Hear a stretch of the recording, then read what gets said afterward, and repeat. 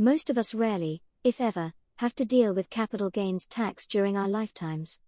You don't have to pay it when you sell your home. There are exemptions for a long list of expensive personal property items like boats, and even if you do sell a taxable, treasured possession, you only have to pay capital gains tax on the profits over £12,300.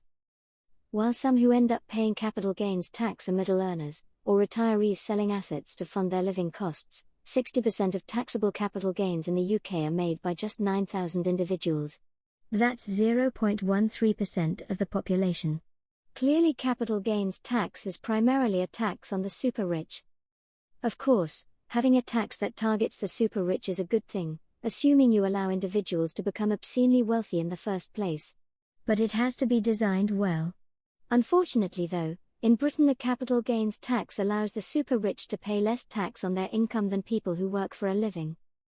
In the UK, 8 out of 10 full-time workers pay the basic rate of income tax, at 20%, plus another 12% in national insurance, making the effective tax rate 32%. That's a lot higher than the tax on most capital gains. At this point, some people will be objecting, saying that capital gains are different from work income and should be taxed differently, or not at all. I'll get to those objections, I promise. But first, let's continue looking at how the system's set up. There are two separate categories of capital gains tax in the UK.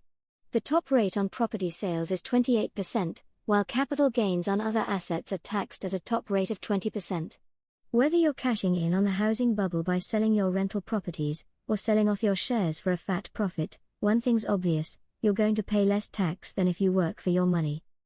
To make one thing clear about the capital gains tax on property, it doesn't apply to properties you've lived in within the previous 18 months. It's only a tax on landlords who've profited from rising house prices, so no need to feel sorry for anybody who's selling their home. Now, you might be asking yourself a question. Why is there a separate rate of capital gains tax for property, while the capital gains tax on other assets is even lower? Great question.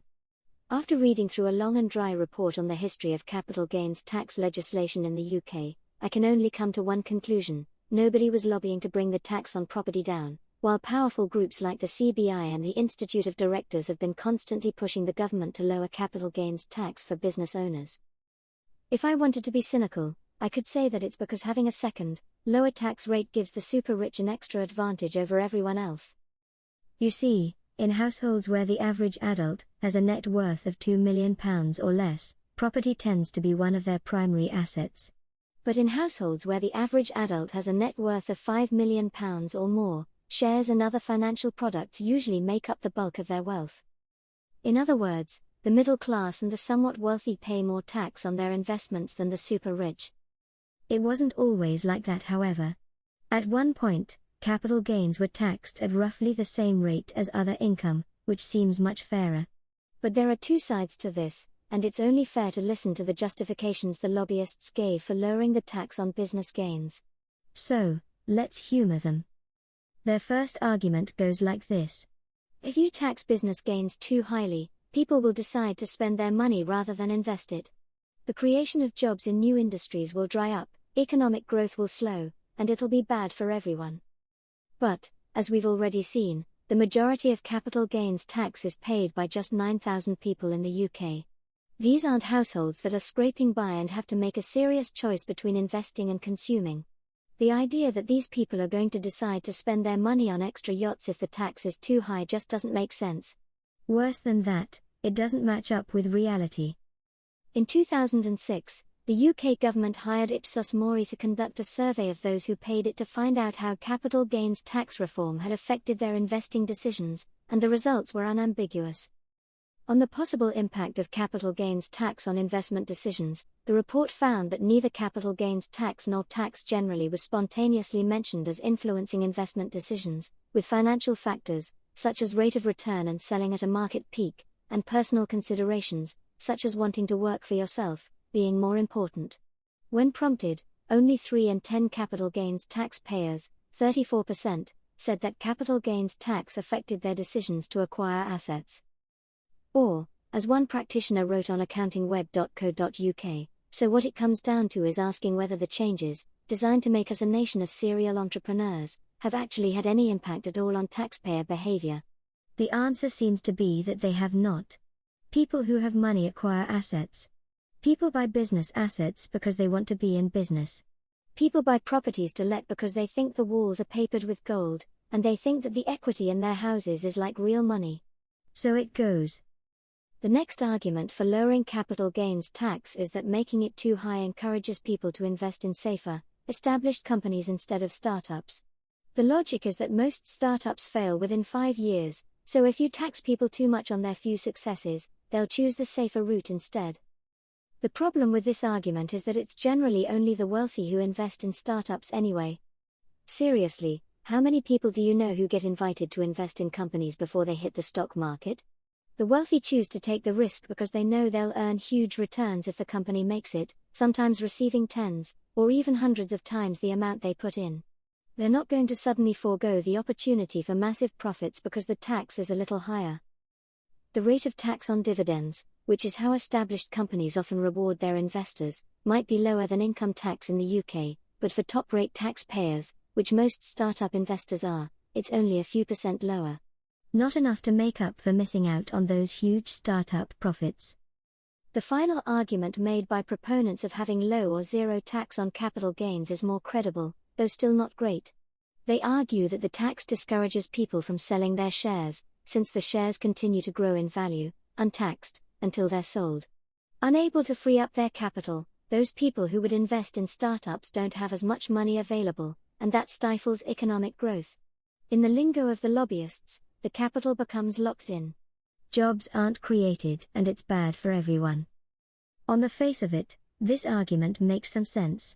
If the goal of the government is to maximize economic growth, which is something we could argue about, then freeing up the funds of those willing to invest in startups makes sense. Except for two things. First, the argument ignores the other possible solutions to this problem. And second, it ignores the consequences of choosing the low-tax solution. Business and financial investments are the most profitable types of investments, and are primarily used by the super-rich. By having a low tax rate on them, we accelerate the growth of inequality. And that's a problem. Research has found that inequality causes a wide range of health and social problems, from reduced life expectancy and higher infant mortality to poor educational attainment, lower social mobility, and increased levels of violence and mental illness. Differences between more and less equal societies are large, and everyone is affected by them. Inequality affects our intimate, personal lives. It psychologically divides us from the status, support, and solidarity that keep us well. In other words, growing the economy won't necessarily improve people's lives. In fact, if the gains aren't shared out equally across society, it will decrease everybody's well-being. So, what's the solution? One answer is for the government to step in, as many governments around the world already do. If the government decides that fostering startups is important, it can provide the money in the form of loans or grants. In the US, that bastion of capitalism, the Small Business Administration provides government-backed loans to small and medium-sized businesses, alongside giving them advice, and making sure that they get preferential treatment when bidding on government contracts. There's no good reason why Britain can't do the same. The idea that we should avoid taxing the rich, because they'll invest their profits and create more jobs, is just a self-serving lie. The only people who parrot it are the rich themselves, the people they pay, and the people who dream of joining their ranks. Everyone who only wants to pursue their passions, while making an honest contribution to the world, knows instinctively that greedy people are bad for society. Now that we have the research to back up that knowledge, there's no reason to back policies that increase inequality. If you've enjoyed this video, please like and subscribe. It really helps the video to become more popular. Until next time.